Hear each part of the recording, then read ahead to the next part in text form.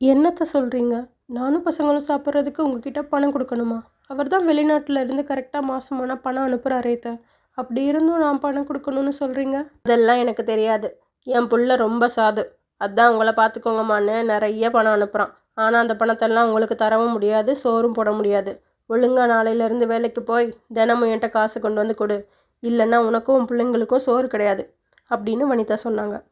அதுக்கு ஜான்விகா ரொம்ப வருத்தமா, சரிங்கத்த அப்படின்னு சொன்னான். உடனே மாமியார், இங்கே பாரு, நான் உங்களுக்கு சோறு போடாததையும் உன்னை வேலைக்கு போகணுன்னு சொன்னதையும் என் பிள்ளை ராஜேஷ் கிட்ட சொன்னேன். உன் குழந்தைங்களுக்கு சாப்பாட்டில் விஷத்தை வச்சிருவேன், ஜாக்கிரதை அப்படின்னு வனிதா சொன்னதும் பதறி போய் ஜான்விகா, ஐயோ அத்தை, அப்படிலாம் செஞ்சிடாதீங்க, நான் எதையுமே வாய் திறந்து சொல்லவே மாட்டேன் அப்படின்னு அழுதா. போய் வேலையை பாரு அப்படின்னு சொல்லிட்டு போயிட்டாங்க மாமியார் வனிதா. மறுநாள் காலையில் 5 மணிக்கு எழுந்து வீட்டு வேலையும் சமையல் வேலை அப்படின்னு எல்லா வேலையும் முடிச்சுட்டு கிளம்புனா ஜான்விகா. அப்புறம் குழந்தைங்களையும் எழுப்பி சாப்பாடு ஊட்டி டிஃபன் கட்டி கொடுத்து ஸ்கூல் கொண்டு போய் விட்டா. ஜான்விகா அவளுக்கு தெரிஞ்ச வீட்டில் எல்லாம் ஏதாச்சும் வேலை கிடைக்குமான்னு தேடிட்டு இருந்தா. அப்போது ருக்மணின்றவங்க வீட்டில் சமைக்கவும் வீட்டு வேலை செய்யவும் ஆள் தேடிட்டு இருந்தாங்க. அவளுக்கு எல்லா வேலையும் நல்லா செய்ய வரும் அப்படின்னு சொல்லி அவங்க வீட்டிலையே வேலைக்கு சேர்ந்தா. அன்றைக்கி சாயங்காலம் 6 மணி ஆனதும் எல்லா வேலையையும் முடிச்சுட்டு அவள் சம்பள பணம் 150 ரூபாயை வாங்கிட்டு வீட்டுக்கு கிளம்புனான். அங்கே வீட்டுக்கு போகிற வழியில் ஒரு பெரிய கோவில் இருந்துச்சு. அந்த கோவிலில் போய் சாமி கும்பிட்டுட்டு வெளியே வர்றப்போ ஒரு மரத்தடியில் சாமியார் ஒருத்தர் ஜான்விகாவை கூப்பிட்டாரு. ஜான்விகா அவர் பக்கத்தில் போய் வணக்கம் சொல்லிட்டு, சொல்லுங்கள் சாமி, ஏன் என்னை கூப்பிட்டீங்க அப்படின்னு கேட்டா. நீ ரொம்ப நல்ல பெண் அம்மா, ஆனால் உன் முகத்தில் ரொம்ப சோர்வும் கலக்கமும் தெரியுது. உன்னோட பிரச்சனை என்னன்னு என்னிடம் சொல் அப்படின்னு கேட்டார். உடனே ஜான்விகா ரொம்ப அழுதுட்டே நடந்த எல்லாத்தையுமே அந்த சாமியார்கிட்ட சொன்னான். சரி, கவலை கொள்ளாதே அம்மா, நான் உனக்கு ஒரு பேசும் பறவையை வரமாக அளிக்கிறேன். உனக்கு என்ன உதவி வேண்டுமானாலும் பேசும் பறவையே இங்க வா என்று கூப்பிட்டால் உன் கண்முன்னே மட்டும் தோன்றி உனக்கு வேண்டிய எல்லா உதவிகளையும் அப்பறவை செய்து தரும் அப்படின்னு சொல்லிட்டு சாமியார் அங்கேருந்து போயிட்டாரு. ஜான்விகா வீட்டுக்கு போய் சேர்றதுக்கு 7 மணி ஆயிடுச்சு. சம்பள பணத்தை அவங்க அத்தை கிட்ட கொடுத்ததும் அவங்க அத்தை அதை வாங்கிட்டு போய் உன் பிள்ளைங்களுக்கு சோறு போட்டுக்கோ அப்படின்னு சொல்லி உள்ளே போயிட்டாங்க. ஜான்விகா வேக வேகமாக போய் பசங்களுக்கு சாப்பாடு போட்டா. சிவாவும் ரேணும் ரொம்ப பசியில் இருந்தனால நிமிஷத்தில் எல்லா சோறையும் சாப்பிட்டுட்டாங்க. அதை பார்த்து கண்ணீர் விட்டா ஜான்விகா. அப்போது மாமியார் வனிதா ரூம்லேருந்து வெளியே வந்து, போய் அங்கே கிடக்கிற எல்லா பாத்திரத்தையும் விளக்கு, அப்படியே ஊற வச்சிருக்க அரிசி பருப்பை மாவு ஆட்டி வச்சிரு அப்படின்னு சொல்லிட்டு போயிட்டாங்க. காலையிலேருந்து வேலை பார்த்து பார்த்து பசியில் இருந்தா ஜான்விகா. அவளுக்கு தலையே சுற்ற ஆரம்பிச்சுது. அப்போதான் சாமியார் தனக்கு கொடுத்த வரம் பற்றி ஞாபகம் வந்துச்சு. உடனே ஜான்விகா, பேசும் பறவையே இங்க வா அப்படின்னு கூப்பிட்டா. உடனே ஒரு அழகான பறவை ஜான்விகா முன்னாடி வந்துச்சு. சொல்லு ஜான்விகா, உனக்கு என்ன உதவியா இருந்தாலும் செய்வேன், தயங்காம என்ன உதவி வேணும்னு கேளு அப்படின்னு அந்த பேசும் பறவை சொல்லுச்சு. ஜான்விகா அந்த பறவையை ரொம்ப வியப்பா பார்த்தா.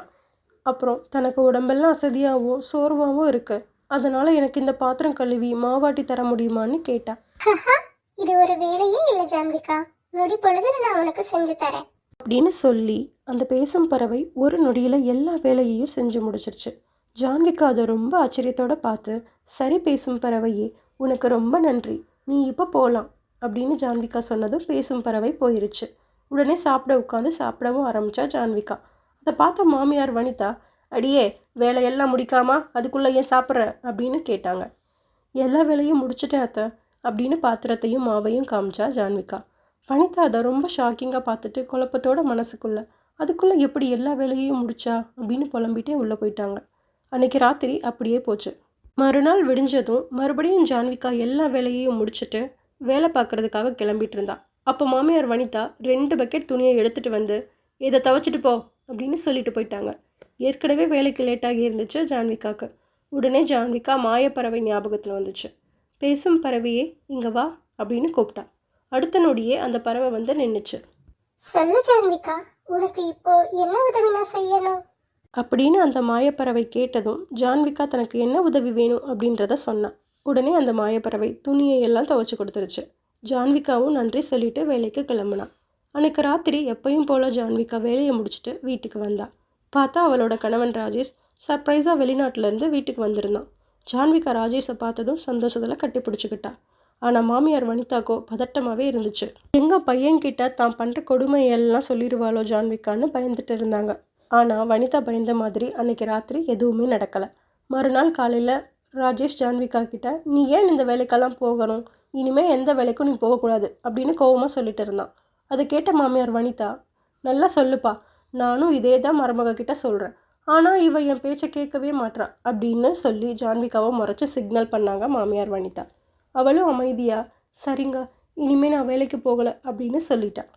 அன்னைக்கு ராத்திரி பேசும் பறவையே இங்கே வா அப்படின்னு ஜான்விகா ரொம்ப சோகமாக கூப்பிட்டான். உடனே அந்த பறவையும் வந்துச்சு. நான் வந்துட்டேன் ஜான்விகா, சொல்லு உனக்கு என்ன உதவி இப்போ வேணும்? என்னை ஏன் கூப்பிட்ட? உதவின்னு என்ன கேட்குறது பறவையே? என் கஷ்டத்தை எப்படி போக்கிக்கிறதுன்னு ஒன்றும் புரியலை எனக்கு. அமைதியாக மாயப்பறவை ஜான்விகாவை பார்த்துட்டும் அவள் சொல்கிறத கேட்டுட்டும் இருந்துச்சு. இன்னும் கொஞ்ச நாளில் என் கணவர் என் கூட இருக்க மாட்டார், மறுபடியும் வெளிநாட்டுக்கு வேலைக்கு போயிடுவார். என்னோட அத்தையும் என்னை மறுபடியும் கொடுமைப்படுத்த ஆரம்பிச்சிருவாங்க. என் அத்தையோட கெட்ட குணத்தை என் கணவர் ராஜேஷ்க்கு எப்படி நான் தெரியப்படுத்துகிறதோ எனக்கு ஒன்றும் புரியலை அப்படின்னு ஜான்விகா அந்த மாயப்பறவைகிட்ட சொன்னான். அதுக்கு உடனே அந்த மாயப்பறவை, அட ஜான்விகா, இவ்வளோதானா? இதுக்கு போய் ஏன் இவ்வளோ கஷ்டமும் கவலையும் படுற? எல்லா பிரச்சனைக்கும் நாளைக்கு நான் ஒரு முடிவு கட்டுறேன். இப்போ போய் நீ நிம்மதியாக படுத்து தூங்கு. அடுத்த நாள் காலையில் ராஜேஷ் சாப்பிட்டுட்டு இருந்தான். அப்போது ஜான்விகா பேசும் பறவையே இங்கே வா அப்படின்னு கூப்பிட்டா. அவள் கூப்பிட்டது யாருக்கும் கேட்கல. மாயப்பறவை வந்ததும் யாருக்கும் தெரியலை. ஜான்விகா, இப்போ நீ உன் மாமியார் பண்ற கொடுமை எல்லாத்தையும் உன் கணவன் கிட்ட சொல்லு, மற்றதெல்லாம் நான் பார்த்துக்கிறேன். ஜான்விகாவும் அவளோட அத்தை பண்ணுற எல்லா கொடுமையையும் ராஜேஷ் கிட்ட சொன்னான். எதையுமே நம்ப முடியாத ராஜேஷ் ஷாக்கா அவங்க அம்மாவை கூப்பிட்டு என்ன பண்ணுறமா அப்படின்னு கேட்டான். அவங்க அம்மாவும் ஏதோ சொல்ல வாயை திறந்தாங்க. ஆனால் மாயப்பறவை அவங்களுக்கே தெரியாமல் அவங்க வாயாலேயே எல்லா உண்மையையும் சொல்ல வச்சுச்சு. அதை கேட்ட ராஜேஷ் ரொம்ப கோவமா, நீ என்னோட அம்மா தானான்னே எனக்கு சந்தேகமாக இருக்குது அப்படின்னு சொல்லி இன்னும் 1 மாதம் லீவ் போட்டான். ஜான்விகாவையும் பசங்களையும் அவனோட வெளிநாட்டுக்கே கூட்டிகிட்டு போக என்னென்ன தயார் செய்யணுமோ எல்லாத்தையும் தயார் பண்ணான் கணவன் ராஜேஷ். ஜான்விகா அவங்க கிளம்புறதுக்கு முன்னாடி பேசும் பறவையே இங்கே வா அப்படின்னு கூப்பிட்டா. பேசும் பறவையும் வந்துச்சு. என்ன ஜான்விகா, எப்பவும் கவலையோடு என்ன கூப்பிடுவேன், இப்போ இவ்வளோ சந்தோஷமா கூப்பிட்டுருக்க அப்படின்னு கேட்டுச்சு. எல்லா சந்தோஷமும் உன்னால தான் எனக்கு கிடச்சிருக்கு. வெளிநாட்டுக்கு கிளம்புறதுக்கு முன்னாடி உன்னை ஒரு வாட்டி பார்க்கணுன்னு தோணுச்சு, அதான் உன்னை கூப்பிட்டேன் அப்படின்னு சொல்லி ஜான்விகா அந்த பறவைக்கு நன்றியும் சொன்னான்.